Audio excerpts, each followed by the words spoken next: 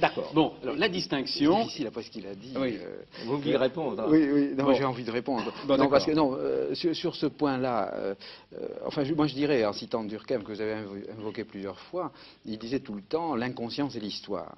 Et en fait, ce que j'essaie de faire, je parle constamment de socio-analyse ou au fond de psychanalyse sociale, j'essaie de faire surgir par l'analyse ces choses que nous avons intériorisées, qui sont entrées dans nos cerveaux, dans nos corps, etc., et qui sont de l'histoire.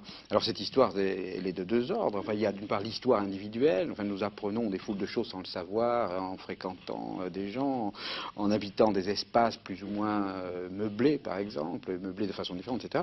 Et il y a aussi dans cet espace que nous habitons, tout un dépôt historique. Bon.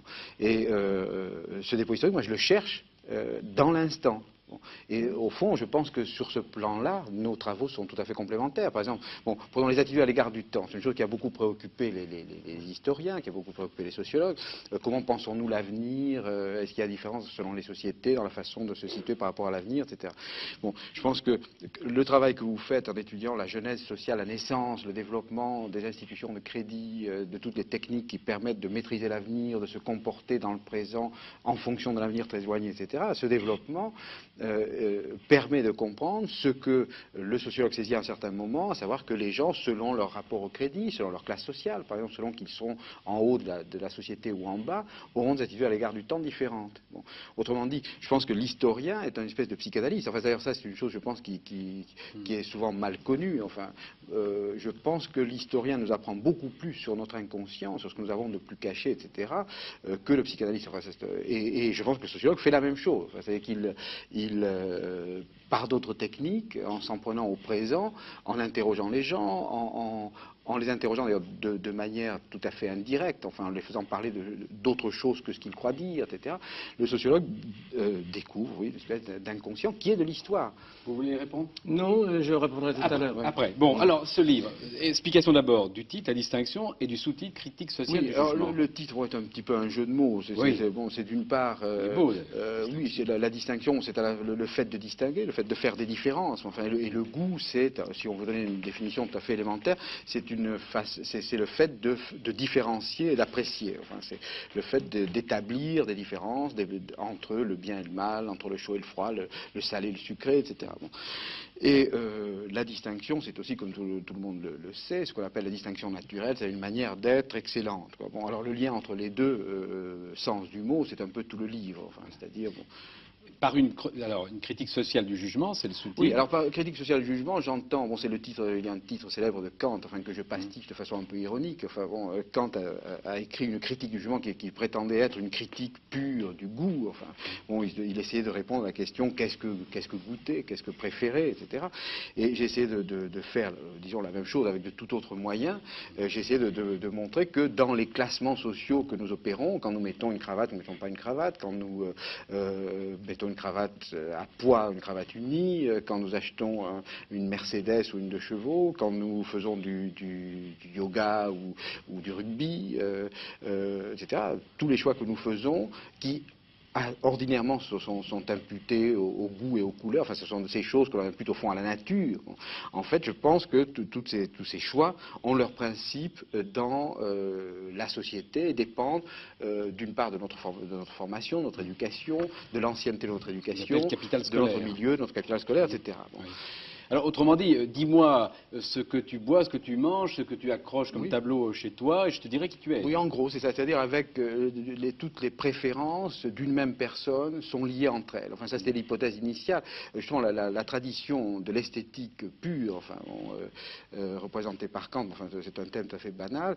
Cette tradition distinguait les goûts purs, les goûts distingués, justement, c'est-à-dire la musique, la peinture, etc., le vrai goût, le bon goût, les goûts triviaux, c'est-à-dire les goûts de la bouche et du palais, comme dit Kant, enfin bon, qui étaient rejetés dans l'inférieur. Alors l'hypothèse que j'ai faite d'emblée en construisant mon questionnaire était qu'il y avait un lien entre tous ces goûts, c'est-à-dire que le fait de préférer telle ou telle cuisine n'était pas sans rapport avec le fait de préférer telle ou telle musique. Bon. Et l'enquête a confirmé fortement. Alors, vous considérez 3 sortes de goûts: le goût légitime, qui est au-dessus, le goût moyen, et puis le goût populaire. Alors en fait, je dis, oui, c'est un... Mais je vois des exemples. Oui, Alors c'est une première distinction. Là c'est une chose, on me reproche, Max Gallo ici présent, enfin m'a fait ce reproche, me dit vous distinguez trois espèces de goût, c'est beaucoup plus compliqué que ça. Alors ça c'est le sociologue, non, le sociologue est souvent victime de ça. Le sociologue fait des choses complexes, on lui reproche d'être compliqué, comme Fernand Braudel vient de le faire, et ensuite on simplifie ce qu'il dit et on lui reproche d'être trop simple. Alors bon, non ça c'est important. Je pense que bon, mon analyse du goût va jusqu'à la dernière différence. Vraiment. Et je pense qu'on peut rendre sociologiquement compte par combinaison de facteurs, enfin, des différences les plus singulières, les plus individuelles. Ce qui contribue à faire que le goût est vécu comme naturel. Bon. Il n'y a rien pourquoi nous sommes prêts à mourir autant que nos goûts. Enfin, La Rochefoucauld disait ça à peu près. Il disait sur nos opinions, au fond, nous acceptons d'être contrariés ou contredits. Mais sur nos goûts, c'est beaucoup plus délicat, beaucoup plus central, parce que nous nous identifions plus profondément à nos goûts, au fond, qu'à nos opinions. Et nos goûts nous trahissent beaucoup plus profondément que nos opinions. Alors justement, voyons quelle trahison. Alors, bon, par exemple, bon, je ne sais pas, je me suis amusé un peu à décrire les goûts de ce que j'appelle la petite bourgeoisie nouvelle. Bon, c'est-à-dire, je suis tombé un peu par hasard sur... Oui, c'est ça. C'est le goût qui est représenté par un certain nombre de journaux nouveaux qui sont développés après 1968. Enfin, tout le côté, disons, culture libérée, libre, un peu avant-garde, etc. Bon. Alors, je suis tombé sur une espèce de magazine qui s'appelle le Catalogue des ressources. C'est un truc en 3 volumes, fort cher, destiné aux jeunes gens qui veulent faire du ski de randonnée, de la roulotte, du ski hors piste, enfin tout ce qui est en marge, tout ce qui est nouveau, le style vert, randonnée verte, etc. Bon. Alors ce qui est très frappant quand on pense ce catalogue, c'est que toutes les choses qui sont mentionnées là-dedans vont très très bien ensemble. C'est-à-dire que quand vous interrogez quelqu'un qui est en affinité avec ça, ayant ça, il aura aussi tout le reste. Bon.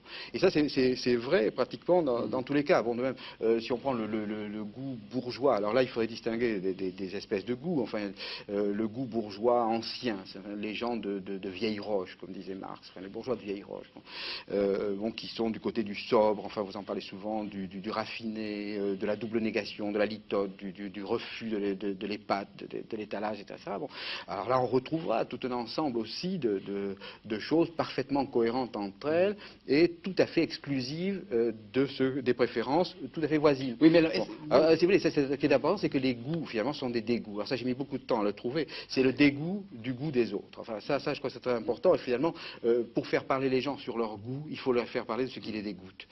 Bon. Alors, évidemment, très souvent, mon livre provoque du dégoût. Parce que...